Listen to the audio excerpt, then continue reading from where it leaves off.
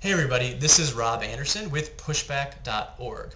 It is day 4 of the Democratic National Convention, the last day of the convention as well. We are coming to you today from the beautiful dorm rooms of Denver University. Last night at the Pepsi Center, there were two speakers who sort of offered up some surprises, and two speakers who had some solid speeches and did exactly what they had to do, probably. The first surprise came from Senator John Kerry. Now, John Kerry isn't necessarily known as being an amazing orator.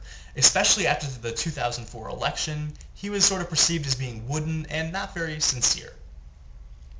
Last night, we saw a different John Kerry on stage. He gave a pretty rousing speech, and he went on the attack against John McCain.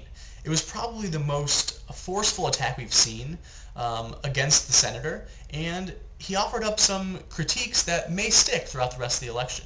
He accused John McCain of being a flip-flopper, which, coming from John Kerry, who arguably lost a presidential election because of some flip-flopping remarks he made, or some remarks that were perceived as being flip-flopping, that means a lot, and that attack might stick.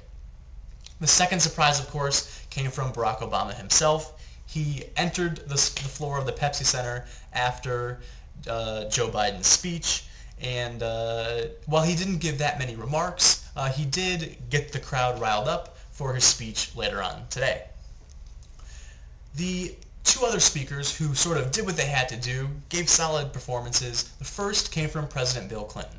Now, everyone I talked to who watched Clinton's speech on television or on radio, over the radio, that was my cab driver last night, they said Clinton gave the best speech of the night.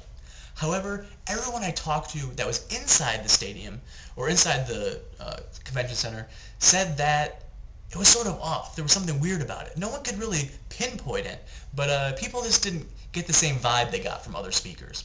So we'll have to see what the pundits and the public say about that later on today. The other speaker who did what he had to do was Joe Biden. He gave a solid speech. He offered his biography to everybody, explained himself, explained his values and his point of view, and I think it'll be remembered as a solid but relatively unremarkable performance. Now tonight, two things to be watching out for. The first is we have a pretty big all-star cast of the Democratic Party tonight at Invesco Field. The evening will start out with the chairman of the party, Howard Dean, who was also a candidate in 2004. It'll move on later to John Lewis, who is a hero from the Civil Rights Movement. He'll obviously be speaking on the anniversary of Martin Luther King's I Have a Dream speech and a day after the Democratic Party nominated the first African-American nominee for the presidency of the United States. We also have a speech from the governor of Virginia, Tim Kaine, who is viewed as a rising star of the Democratic Party. He was on Barack Obama's VP shortlist. And we also have a speech from everybody's favorite or least favorite Nobel Prize winner, Al Gore. But, of course, none of that matters. Will matter in the end. The Democratic Convention will rise and fall probably on Barack Obama's speech tonight. He needs to meet and exceed some pretty high expectations.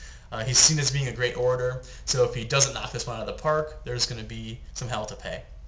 So tonight, the race could change forever tonight. He could really set the course for a win in November, or he could leave a big opening for John McCain to make some moves next week when the RNC happens in Minneapolis, St. Paul. That's all I have for today. For Pushback, this is Rob Anderson.